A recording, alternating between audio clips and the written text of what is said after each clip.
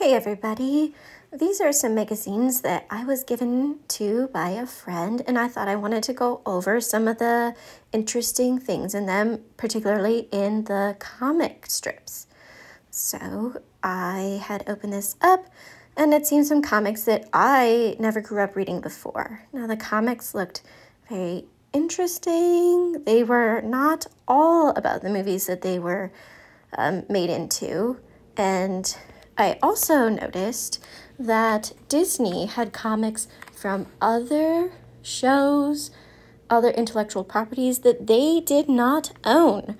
Now, take it, these magazines were back in the 1990s, so times were different back then, and it was also said that this was before a lot of things were posted on the internet. Now, that's according to Wikipedia. I'm not sure, did not read these in the past, but I thought it was very interesting how they put some of their own properties as well as others.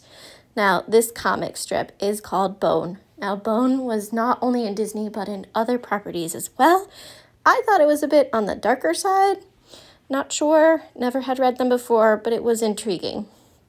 This comic I also had never read before, and I don't know, wasn't sure on the storyline yet.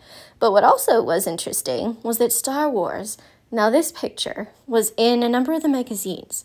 Now they own Lucasfilm now, but they didn't back then.